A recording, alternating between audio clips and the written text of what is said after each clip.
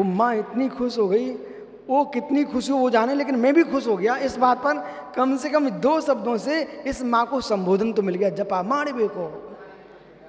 फिर तो मैं बहुत सारे शब्द बनाना सीख गया था। बोले कैसे? जब उन्होंने कहा जपा माड़वे को, तो मैंने कहा स्वाध्याय माड़वे को, दान माड़वे को।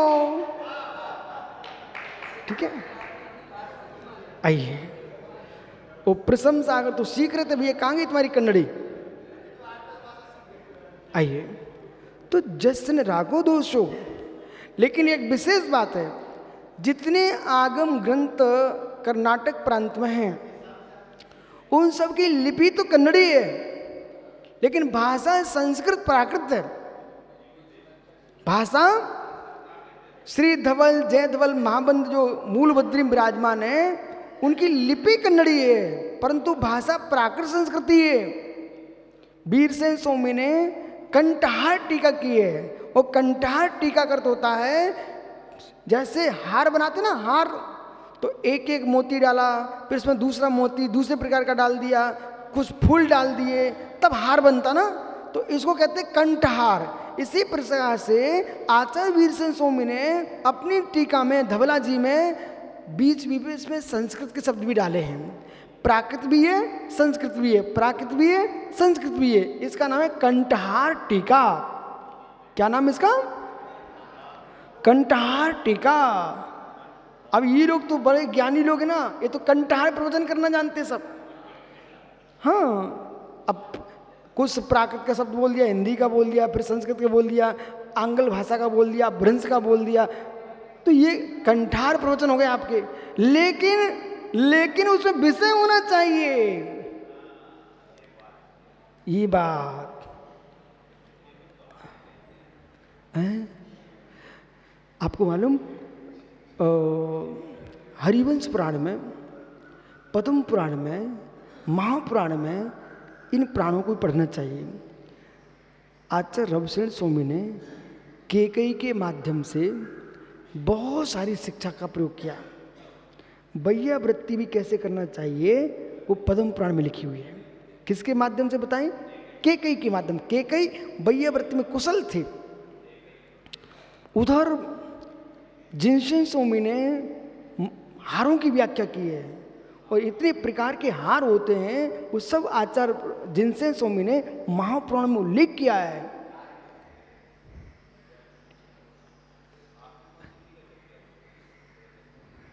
जश्न विद्यति रागो, जिसमें राग नहीं है, दोषो द्वेष नहीं है, मोह नहीं है, किसके प्रति? सवो दब्बेशो। अब वो शेष बातें पूर्व में सुन चुके हो, अब तो ये ऊपर ले जा रहे हैं आपको। सब दब्बेशो। मनोज, इस पेन में ही राग देश मोह का अभाव न हो। रोड पर पड़ा मल स्वान का, उसे देख करके भी राग देश मोह न हो। इतना ही नहीं, मित्र चौराहे पर पड़े हीरे मोती, उन्हें देखकर भी राग देश मोह न हो। इतना ही नहीं, आपके पिताश्री जी आ गए तब भी राग न हो। मित्र शत्रु सामने आ गया तब भी द्वेष न हो। यानी भोजन में किसी ने खीर खिलाई तब भी राग न हो। किसी ने मित्र सूखी बाजरे की रोटी खिला दी तब भी द्वेष न हो। किसी ने नमकीन दिया तब भी राग न हो। लवण रहित दे दिया तब भी द्वेष न हो। ऐसी बुद्धि जब आएगी तब संबर स्थान को जीव प्राप्त करेगा।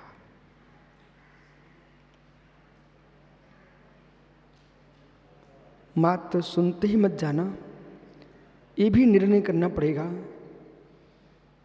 कि ये पुराने बड़े बड़े विद्वान मुनि क्यों नहीं बन पाए।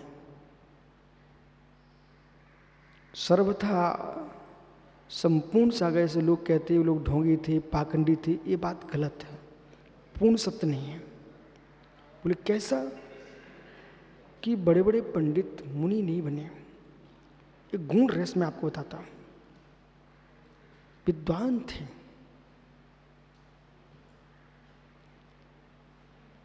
वो अज्ञानता भी सही है जिसमें वृत्ति बन जाए।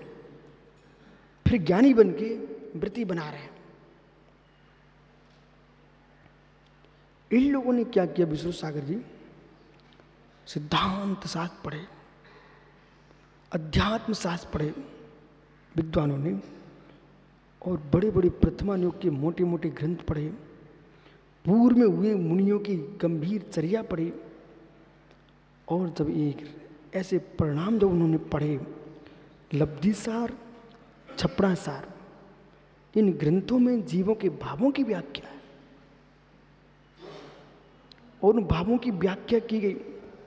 और फिर क्या पढ़ा, परमाणु प्रमाणम बा मुच्छा देहा जस पढ़ो सोड़ लेदि सिद्धिम सब आगम धरोबी। हे श्रमण, परमाणु प्रमाणम बा, ये तो बहुत बड़ी वस्तु है। मां स्कंदे, तो स्कंद दिख रहा आपको मित्र। परमाणु एक सुई की नोक है ना, उसके इतने टुकड़े करो कि टुकड़े होना बंद हो जाए, दिखना बंद हो जाए। मनोज, उतना प्रमाण भी राग देहादिशो शरीर आदि के प्रति है, तब तक तुम संबर स्थान को प्राप्त नहीं हो। कौन सा संबर? जिससे मोक्ष मिलता है। सोन लहदी सिद्धि शव आगम ध्रुवी। और हमको जय धवल पढ़ लिए, महाबंद पढ़ लिए, धवल पढ़ लिए, समयसार पढ़ लिए, अष्टसती, ऐसे सारे ग्रंथ पढ़ लिए, लेकिन स्वामी दुनिया के राग के प्रपंच में डूबे हो। ये पढ़ लिया है लेकिन संबर स्थान पर नहीं पहुंच पाए।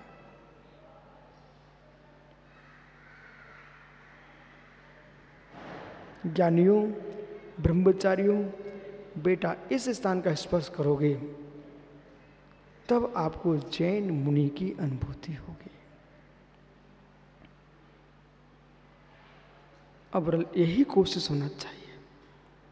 इस कोशिश में नहीं लगना कि जगत के कौन से चौराहे पर मेरा प्रचार स्थान है। वो अलग विषय है। दुनिया में तुम दिख सकते हो पर अपने को देखने वाले नहीं हो सकते हो। राजू, ये है जैन दर्शन का सूक्ष्म अंदर का विषय। साधक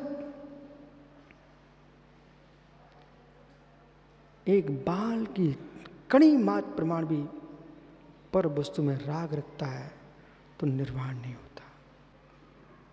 यदि आपके अंदर किसी विषय को सहन करने की क्षमता नहीं है तो किसी के कर्ता बनने की मत बैठना। माना कि हमने कहा विपिन सागर जी हमारी लेखनी आप हमारे कक्ष में रख देना। मित्र, यदि आपको ऐसा सुनने से किंचित संक्लिष्ट आती है, तुरंत हाथ जोड़ के प्रार्थना करना, गुरु जी हम असमर्थ हैं। पर पुनः ध्यान रखिए, इतना सब बोलने के पहले ये भी ध्यान रखना कि ऐसा बोलने के बाद मुझे क्लेश तो नहीं हो जाएगा कि मैंने गुरु आज्ञा का पालन नहीं किया। ये भी ध्यान रखना पड़ेगा। तीसरी बात, तीसरे ने दूसरे जाकर रख दी, उसको यश मिल रहा है, उसे पचाना सीखना पड़ेगा। उसे यश मिला, तुमको संक्लेशता हो रही है। इतनी आपको भंग बनाना पड़ेंगे विपिन सागर जी, तभी संपूर्ण सागर कहीं मुनि बन के जी पाएंगे।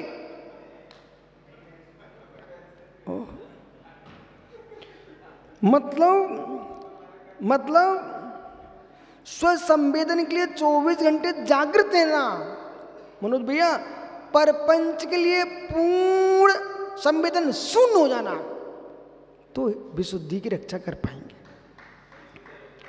संक्लेशता के संवेदन से शून्य यदि नहीं हुए जीव तो विशुद्धि की रक्षा नहीं हो पाएगी। और जिन लोगों को क्षण क्षण में संवेदनशीलता इस बात की आती है, मतलब ये कभी विशुद्धि नहीं बना पाएंगे। जिन जीवों को क्षण क्षण में पर का कर्तृत्व घेरे बैठा है, उनके पास विशुद्धि कभी भटक नहीं पाएगी। जिनके अंदर से कर्तृत्व भाव का अभाव हो चुका है, उनके यहां से विशुद्धि कहीं जा नहीं पाएगी।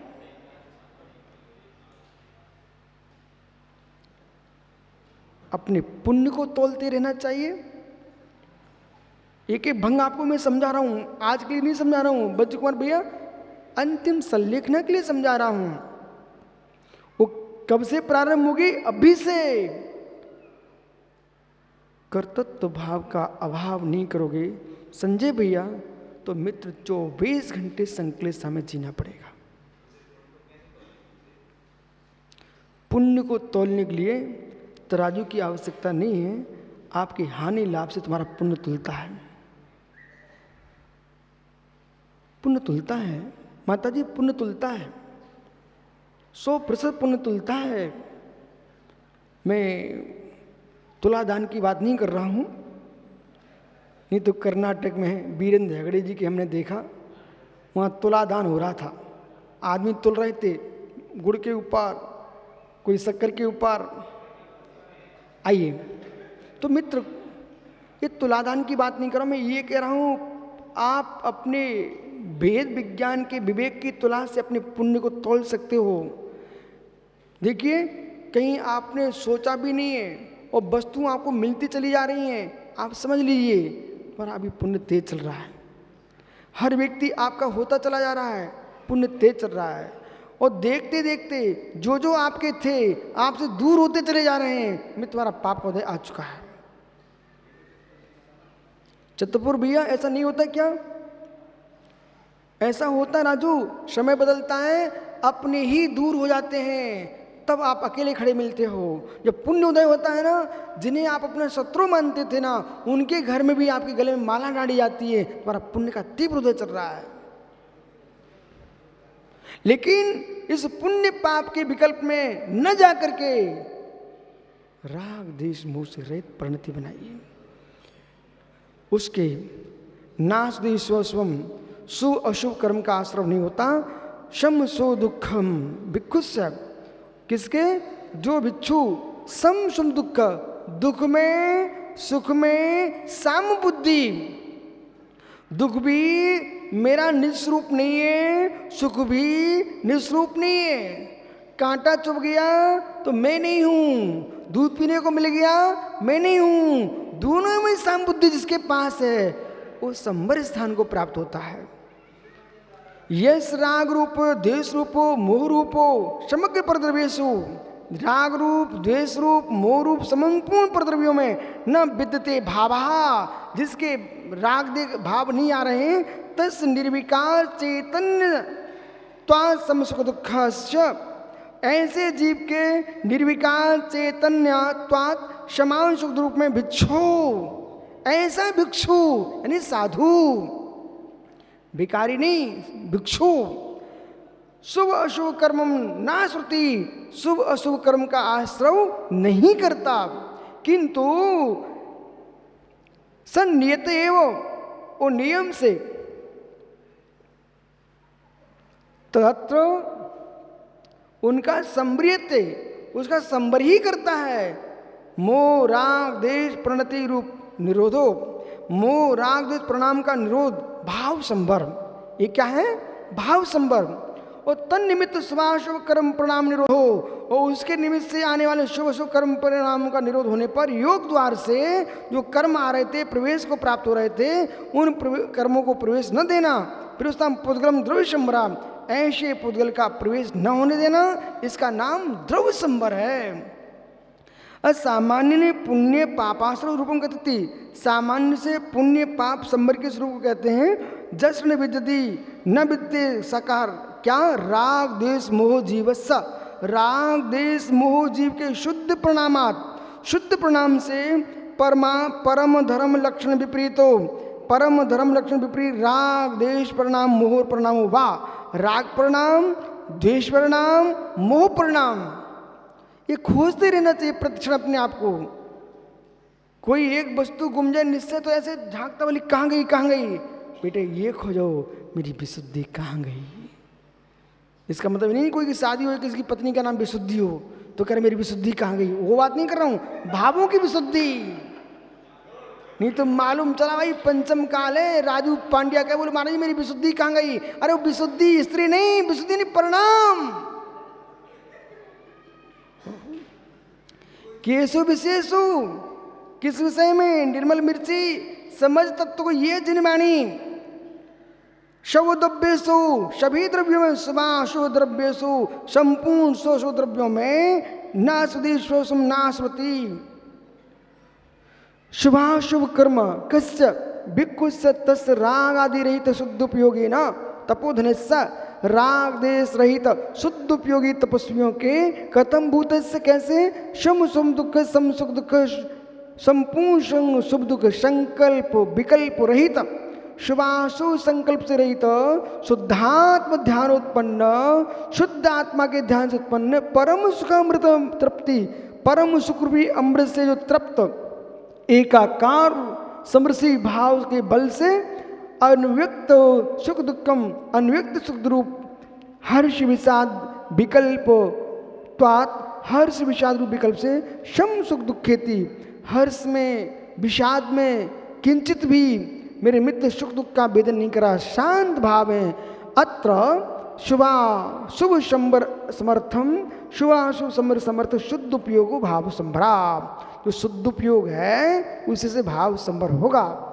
भाव संबर आराधन, भाव संबर के आधार से नवतर कर्म निरोधो, नवीन कर्मों का निरोध होता है। द्रव्य समृद्धि तात्पर्य था उसे द्रव्य संबर होता है, ऐसा तात्पर्य समझना चाहिए। आपका समय हो गया ज्ञानी, कल फिर आओगे पर तो चर्चा करूंगा। 143 नंबर की गाथा का उच्चारण कर लो, कल चर्चा करते हैं विशेष रूप संबर व्याख्यान।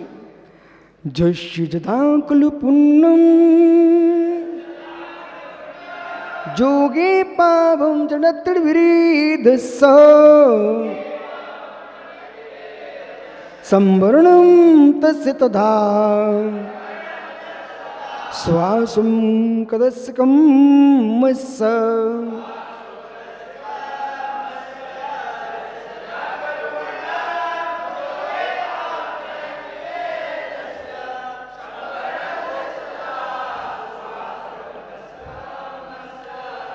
इस गाथा को आगे विचार करेंगे।